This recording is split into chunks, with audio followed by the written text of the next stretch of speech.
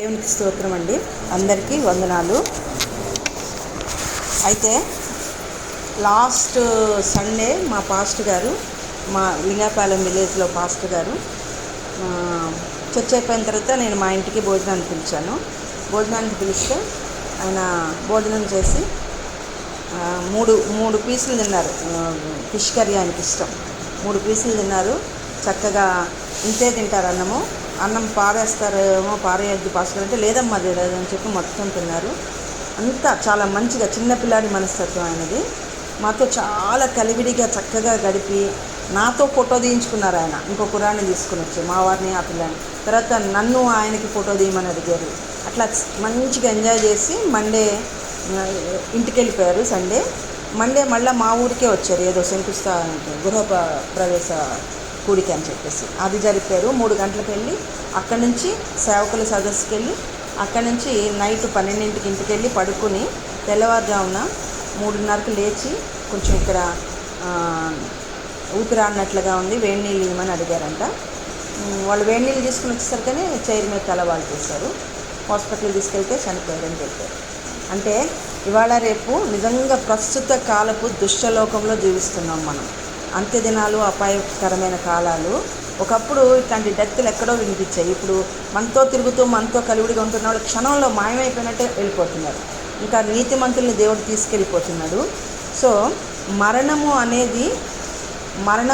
అందరికీ వస్తుంది, ముందు వెనుక. కానీ మరణం గురించి మనము కొన్ని విషయాలు ఈరోజు ధ్యానం చేసుకున్నాం. ప్రసంగి 7వ అధ్యాయము మొదటి 2 వచనాలు చదువుతాం. ప్రసంగి 7 మొదటి 2 వచనాలు. సుగంధ తైలం కంటే మంచి పేరు మేలు, ఒకని జన్మదినము కంటే మరణదినమే మేలు, విందు జరుగుతున్న ఇంటికి పోవుట కంటే ప్రలాపించుచున్న వారి ఇంటికి పోవటం మేలు. నెక్స్ట్, ఏలయనగా మరణము అందరికీ వచ్చును కనుక బ్రతుకువారు దాన్ని మనసున పెట్టుదు. మరణం అందరికీ వస్తుంది. అక్కడికి వెళ్తే ఆ మరణం గురించి మనము మనసున పెడతాం. ఈ లోకంలో ఒక నానుడు ఉంది. ఏంటంటే మనమంట ఎలా జీవించాలి అని అంటే నిరంతరం జీవిస్తాము మనము అన్నట్టుగా బ్రతకాలంట. మనం నిరంతరం జీవించాలి అన్నట్టుగా బ్రతకాలంట.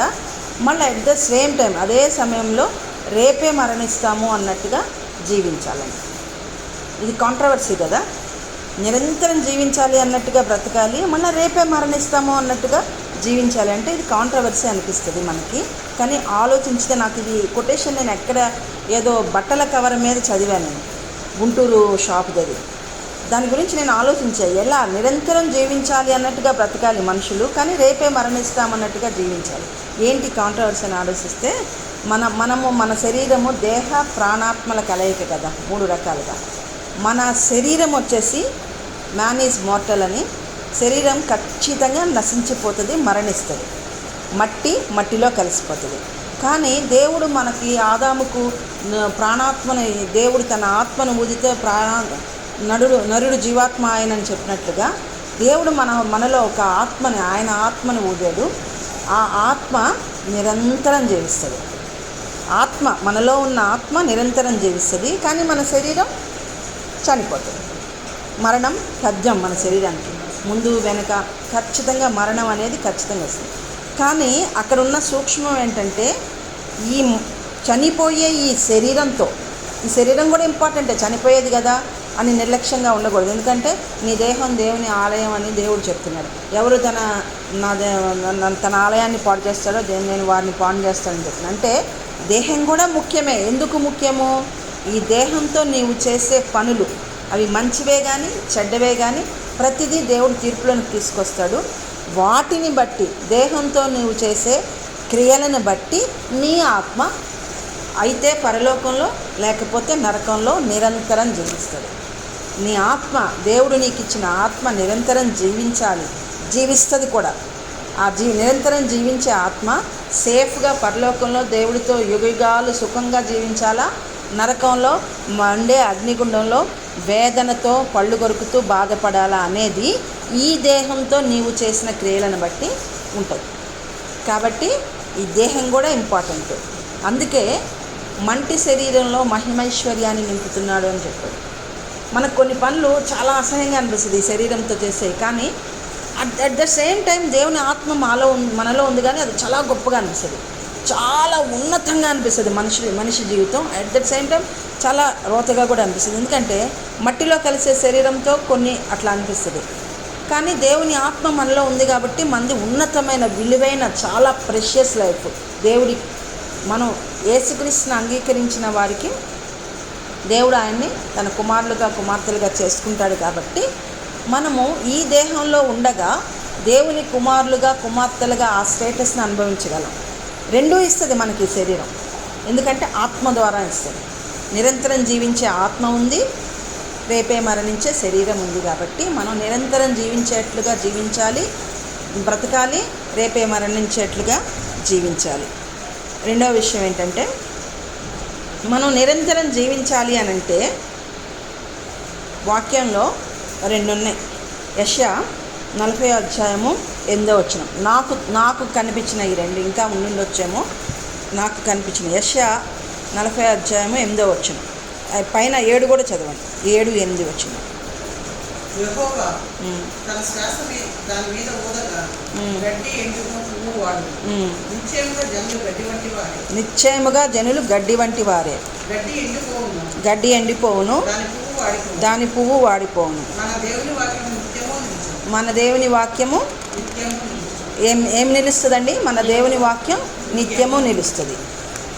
తర్వాత చాలు మన దేవుని వాక్యము నిత్యము నిలుస్తుంది. అయితే మనం నశించిపోతాం, మట్టిలో కలిసిపోతాం, కానీ గడ్డి లాంటి మన శరీరము నశించిపోతుంది, కానీ మన దేవుని వాక్యం నిత్యము నిలుస్తుంది. ఆ నిత్యము నిలిచే మన దేవుని వాక్యంతో మనం అంటుకట్టబడితే మనం కూడా నిత్యము నిలుస్తాం. ఎలాగంటే మనము ఇళ్లలో పచ్చళ్ళు పెట్టుకుంటాం, నిలవ పచ్చళ్ళు పెట్టేటప్పుడు దానిలో ఉప్పు ఏమాత్రం తక్కువైనా బూజు పట్టేస్తుంది, పాడైపోతుంది. దానికి ప్రిజర్వేటివ్గా ఉప్పునేస్తే ఆ పచ్చడి 1 సంవత్సరం, 2 సంవత్సరాలు, 3 సంవత్సరాలు చెక్కు చెదరకుండా నిలవగా ఉంటుంది. అంటే వాక్యము మన జీవితాలకి, నశించిపోయే మన జీవితాలకి ప్రిజర్వేటివ్. ఆ ప్రిజర్వేటివ్గా వాక్యాన్ని వాక్యంతో మనం అంటుకట్టబడి వాక్యం ప్రకారం మనం జీవిస్తూ ఉంటే మన ఆత్మ రివైవ్ అయ్యి దేవుని క్రీస్తు స్వరూపంలోకి మార్చబడి నిరంతరం పరలోకంలో జీవిస్తుంది. వాక్యము చాలా ఇంపార్టెంట్. రక్షించబడిన వాళ్ళు బ్యాప్టిజం తీసుకుని ఒక పని అయిపోయింది అన్నట్టుగా వదిలేసి వాక్యం చదవకుండా ఉంటారు. వాక్యం రెగ్యులర్గా, మన వాక్యం నీ పాదములకు దీపం, నీ త్రోవలకు వెలుగు అన్నట్టుగా వాక్యం చదివిన వాడే నిరంతరం జీవిస్తాడు. ఇష్టానుసారం నిర్లక్ష్యంగా జీవించకూడదు. వాక్యము చాలా ముఖ్యం విశ్వాస జీవితానికి. రక్షించబడిన వ్యక్తి ఉదయ సాయంకాలాలు వాక్యాన్ని ద్వారా మన దేవుని ఆత్మ తెలుస్తుంది, దేవుని చిత్తం తెలుస్తుంది. వాక్యము చాలా ఇంపార్టెంట్. వాక్యంతో అంటుకట్టబడిన వాడు వాక్యాన్ని తన జీవితంలో ఒక ప్రిజర్వేటివ్గా వేసుకుని ఆ వాక్య ప్రకారం జీవించేవాడు నిరంతరం జీవిస్తాడు. రెండవ రిఫరెన్స్ చూద్దాము. మొదటి యోహాను పత్రిక 2:17 ఈ వాక్యంతో బిల్లీ గ్రహం గారు ఎవరో గొప్ప దైవజనులు, లోకమును దాని ఆశయు గతించిపోచున్నవి కానీ దేవుని చిత్తమును జరిగించువాడు నిరంతరమును. ఎవరు నిలుస్తారు? నిరంతరం. లోకము దాని ఆశ గతించిపోతుంది, కానీ దేవుని చిత్తాన్ని చేసేవాడు నిరంతరము నిలుస్తాడు. మనం ఈ లోకంలో జీవిస్తున్నప్పుడు మనకు ఖచ్చితంగా లోకంలోని ఆశలు కావాలనిపిస్తాయి. అవి కావాలి, ధనం సంపాదించుకోవాలి, లేకపోతే మంచి వస్త్రాలు కట్టుకోవాలి, అవి ఇవి అవన్నీ కూడా నశించిపోతాయి. కానీ ఏ వ్యక్తి అయితే దేవుని చిత్తాన్ని తీస్తాడో అతను నిరంతరం నిలుస్తాడు. నిరంతరం జీవించాలంటే దేవుని వాక్యంతో అంటుకట్టబడాలి, నిరంతరం నిలిచి ఉండాలి. మనం అనంటే కూడాను దేవుని చిత్తం తెలుసుకోవాలి, దేవుని చిత్తాన్ని జరిగించాలి. దేవుని చిత్తం ఎలా తెలుస్తుంది? మళ్ళీ వాక్యం చదివిన వాళ్ళకే దేవుని చిత్తం తెలుస్తుంది. కళల ద్వారా, దర్శనాల ద్వారా, స్వప్నాల ద్వారా ఇంకా రకరకాలుగా తెలుస్తుంది, కానీ అవి అంతా 100% నమ్మకమైనవి కాదు. ఒక్కోసారి ఫేక్ సాతానులు కూడా వాడుకోవచ్చు. ఫేక్ దర్శనాలు వస్తాయి, రకరకాలుగా మనం దుర్బోధల్లో పడే ఛాన్స్ ఉంది. కానీ ఇది మనకి సత్యమైన వాక్యం. దేవుడే మనకి వాక్యం కదా, ఆయన వాక్యమై ఉన్నాడు. కాబట్టి ఈ వాక్యాన్ని చదివితేనే దేవుని చిత్తం తెలుస్తుంది. దాని ప్రకారం జీవిస్తేనే మనం నిరంతరం ఆ వ్యక్తి వాక్యం చదివి వాక్యం ప్రకారం జీవించే వ్యక్తి నిరంతరం నిలుస్తాడు. అయితే నిరంతరం నిలవటానికి ఇంకొక పద్ధతి ఏంటంటే, దేవుని పరలోకంలో మనం చేరాలి అని అంటే, నిరంతరం మన ఆత్మ జీవించాలంటే ఇంకొక పద్ధతి ఏంటంటే, ఇప్పుడు ఈ భూలోకంలో ఇప్పుడు మనకి ఇండియాలో కరివేపాకు చాలా చెత్తగా దొరుకుతుంది, ఇంత కుప్పలు దొరుకుతుంది, పడేస్తారు, దానికి అంత విలువ లేదు. కానీ ఇంగ్లాండ్ వెళ్తే చాలా కరివేపాకు దొరకదంట, చాలా ప్రెషియస్ ఉంటుంది, ఇంత చిన్న రెమ్మ $200 అట్లా కాస్ట్లీ ఉంటుందంట. అట్లా ఈ లోకంలో విలువైన విషయాలు కొన్ని ఉన్నాయి, పరలోకంలో విలువైన విషయాలు కొన్ని ఉన్నాయి. ఈ లోకంలో విలువైన విషయాలు ఏంటి? బంగారం, వెండి, మణులు, మాణిక్యాలు, ఇవన్నీ మనం దాచుకుంటూ ఉంటాం. ఇల్లులు, అవి ఇవి పొలాలు. యాక్చువల్గా నేను ఆశ్చర్యపోతూ ఉంటాను, పాస్టర్లు చాలామంది ఈ భూలోకాన్ని దేవుడు ఉత్తరేయంలాగా చుట్టేస్తాడు, భూలోకం అగ్ని కోసం ఏర్పరచబడి ఉంది అని చెప్పేసి ఈ ప్రాంతం వచ్చిన తర్వాత నాకు తెలిసింది అని చెప్పి బోధలు చేస్తారు. కానీ ఇల్లు మీద ఇల్లులు, పొలాల మీద పొలాలు కొనుక్కుంటున్నారు వాళ్ళు. ఒకనాటికి అగ్ని కోసం సిద్ధపరచబడింది కదా ఈ లోకము, గతించిపోతుంది.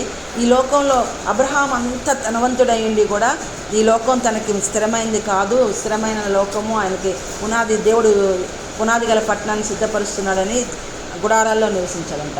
అలాంటి మనసు ఎందుకు ఉండట్లేదో సేవకులకి నాకు అర్థం కాదు. అయితే ఈ లోకంలో మనం విలువైనదిగా ఎంచబడినవి మీకు ఇంతకుముందు చెప్పానేమో, నాకు గుర్తులేదు ఈ మాట. పరలోకంలో విలువలేనివి, బంగారాన్ని మనం చాలా ప్రెషియస్గా చూస్తాం, కానీ అక్కడ మన కాళ్ళ కింద ఉంటుంది. రోడ్లు వేస్తారు బంగారంతో, రాళ్ళు రప్పలతో సమానం. తర్వాత మణులు, మాణిక్యాలతోటి ఫౌండేషన్లు వేస్తారు, ముత్యాలతోటి గుమ్మాలకి అట్లా. సో బంగారము, మణులు, మాణిక్యాలు అవన్నీ ఇక్కడ విలువైనవి, పరలోకంలో వాటికి విలువ లేదు. కానీ ఇక్కడ ఇప్పుడు ఈ ప్రస్తుత కాలం, ఒకానొక రోజుల్లో మంచి రోజుల్లో కొంచెం విలువ ఇచ్చేవాళ్ళు, సత్యానికి, యథార్థతకి, మంచితనానికి, దయకి, నీతి న్యాయాలకి కొంచెం ఉండేది. ఇప్పుడు ఈ ప్రస్తుత కాల దృశ్యలోకంలో అయితే అస్సలు నీతి న్యాయం కనిపించట్లా. మనము ఈ వాక్యం చదువుతూ ఉంటే, దేవుడు చెప్పేవి చూస్తూ ఉంటే, ఒక రకమైన మంచి యథార్థ ప్రపంచంలో, ఒక వాక్యపు వెలుగులో ఎంతో నీతి న్యాయము ఇట్లా పరిశుద్ధంగా అనిపించే ఈ లోకంలో మనం జీవిస్తూ ఉన్నాము.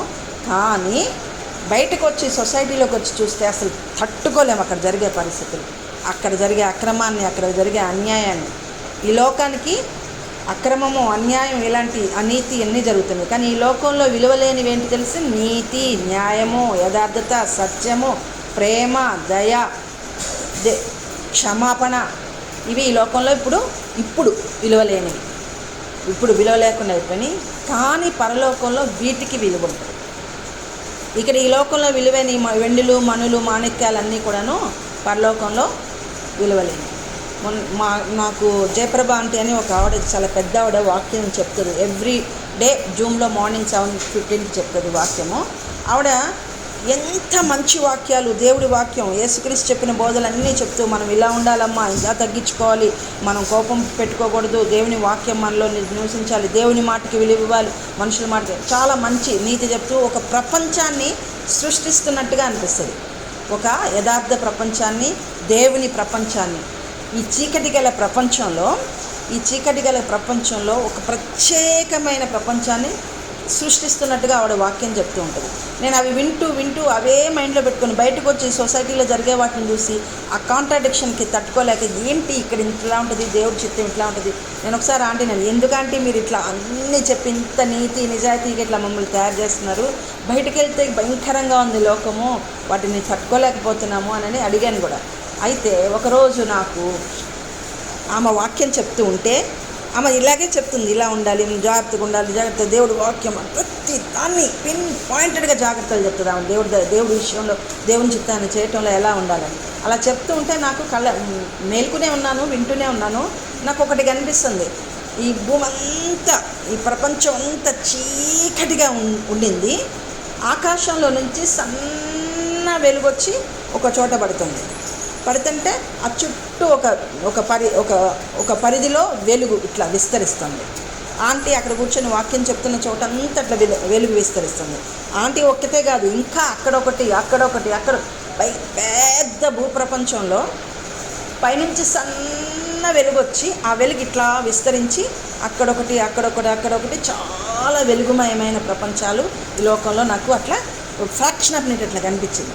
అప్పుడు నాకు అనిపించింది ఆంటీలాగే వాక్యం చెప్పేవాళ్ళు, ఇంకా నీతి నిజాయితీ కలిగిన వాళ్ళు, పరిశుద్ధత కలిగిన వాళ్ళు, సేవకులు, పరిశుద్ధులు, విశ్వాసులు అనేక మంది ఉన్నారు.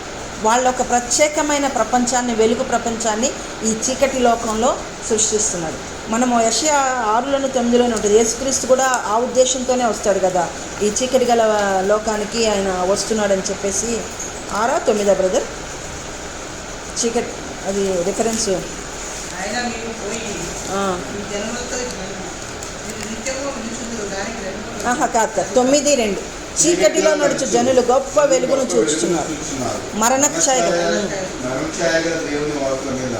వెలుగు ప్రకాశించు. అలా ఈ ప్రపంచమంతా చీకటితో నిండిపోతే దేవుని బిడ్డలు అక్కడొక్కడ ఉండి, ఒక ఆలయంలో ఒక పాస్టర్, మంచి నిజాయితీ కలిగిన పాస్టర్ ఉన్నాడనుకో, అక్కడ ఆయన బోధ చేస్తూ ఉంటే ఆ వెలుగును అట్లా వెదజల్లుతూ అట్లా ఒక వెలుగు ప్రపంచాన్ని సృష్టిస్తున్నారు. యేసుక్రీస్తులాగా,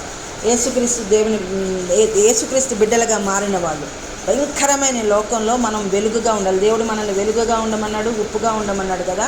ఉప్పు అయిన వాక్యాన్ని మనం జీవితంలో ప్రిజర్వేటివ్గా వేసుకుంటే మనము ఉప్పులాగా ఉంటాం ఈ లోకానికి. వెలుగైన వాక్యాన్ని మన జీవితం, నీ వాక్యం వెల్లడి ఒకటితోనే వెలుగు కలుగునని చెప్పారు కదా. ఆ వాక్యాన్ని మనం మన జీవితంలో చేసుకుంటే మనం వెలుగుగా మారిపోయి ఈ లోకానికి, చీకటి గల ప్రపంచానికి వెలుగుగా ఉంటాము. అదొకటి. ఆ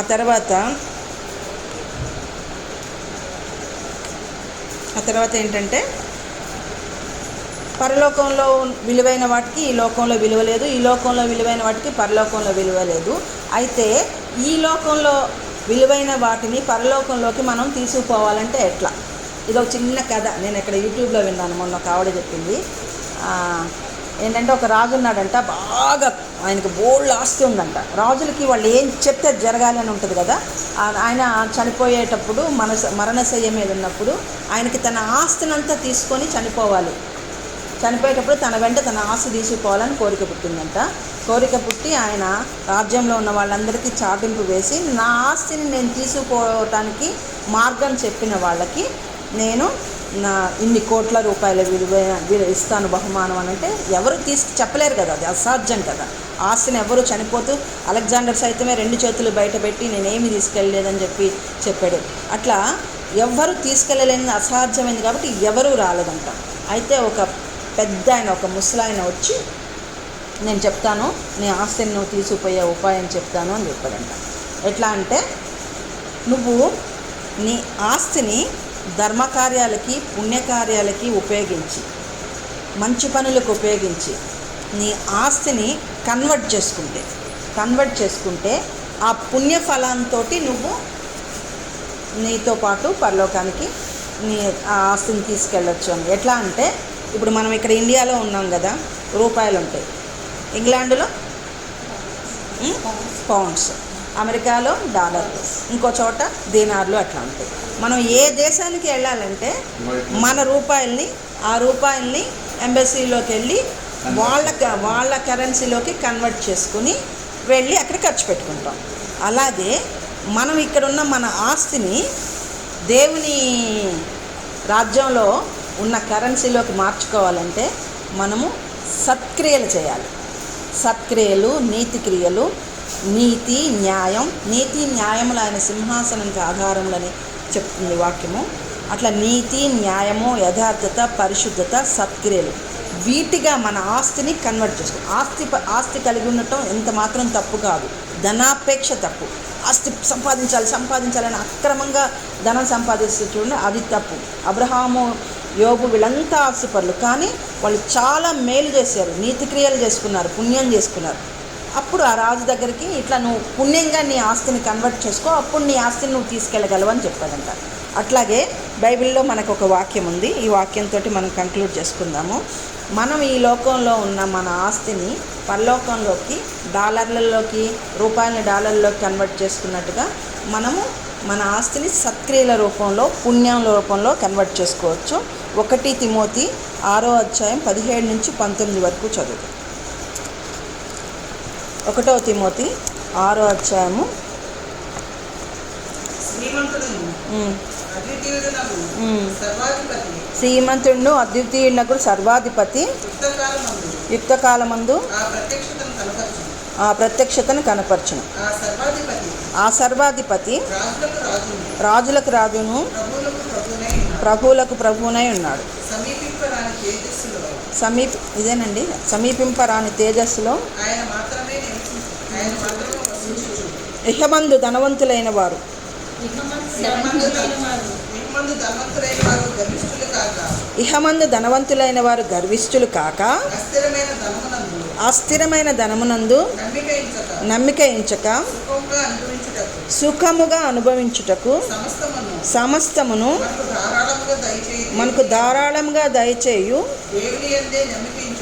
దేవుని యందే నమ్మికించుడని ఆజ్ఞాపించుము. ఇక్కడ నుంచి శ్రద్ధగా వినండి. వారు వాస్తవమైన జీవమును సంపాదించుకొని నిమిత్తము రాబో కాలమునకు మంచి పునాది తమ కొరకు వేసుకొనుచు మేలు చేయువారును సత్క్రియలు అనుధనం. ఏం ధనం అండి? సత్క్రియలు అనుధనం. అంటే మనం ఈ లోకంలో ఉన్న మన ధనాన్ని సత్క్రియలు అనే ధనంగా కన్వర్ట్ చేసుకుంటే పరలోకంలో అది మనకి ధనంగా మారుతుంది. ధనము గలవారును ఔదార్యము గలవారును తమ ధనములో ఇతరులకు పాలిచ్చువారునై ఉండవలెనని వారికి ఆజ్ఞాపించుము. అర్థమైంది కదండి. ఇప్పుడు నిరంతరం జీవించాలంటే మనం చేయాల్సింది ఏంటంటే దేవుని వాక్యంతో అంటుకట్టబడాలి. దేవుని వాక్యాన్ని ప్రిజర్వేటివ్గా మన జీవితంలో వేసుకోవాలి. తర్వాత దేవుని చిత్తాన్ని జరిగించాలి. దేవుని చిత్తం ఆయన మనకి అన్ని రకాలుగా చూపిస్తాడు. వాక్యం ప్రామాణికం. వాక్యంలో దేవుని చిత్తం మనకు కనిపిస్తుంది. అడుగడుగున నువ్వు ఏం చేసినా is it okay for Jesus అని చెప్పేసి, is it okay for scripture అని చెప్పేసి ఆలోచించుకొని దేవుని చిత్త ప్రకారం నడుస్తూ ఉంటే దేవుడు తప్పక మనకు గైడెన్స్ ఇస్తాడు. దేవుని వాక్యాన్ని తమ జీవితంలో కలిగి ఉన్నవారు, దేవుని చిత్త ప్రకారం జీవించేవారు నిరంతరం జీవిస్తారు. అలాగే ఈ లోకంలో ఉన్న ధనాన్ని సత్క్రియల రూపంలో కన్వర్ట్ చేసుకుంటే పరలోకంలో ధనం కలిగి ఉంటారు. ఈ లోకంలో ఉన్న మా వెండి మణులు అవన్నీ కూడా పరలోకంలో వృధా. ఈ లోకంలో ఉన్న నీతి, ఈ లోకంలో మనం ఈ శరీరంతో, ఈ నశించిపోయే ఈ శరీరంతో నీతి, న్యాయము, దయ, సత్యము, ప్రేమ, క్షమాపణ, యథార్థత ఇలాంటివి పరలోకంలో విలువైన అవి ధనం లాంటివి. వాటిని ఈ నశించిపోయే శరీరంతో చేస్తే దేవుడు మన ఆత్మని పరలోకంలో నిరంతరం యుగయుగాలు సదాకాలం ఆయనతో కూడా జీవింపజేస్తాడు. అటువంటి జీవితం మనకందరికీ కలుగును గాక.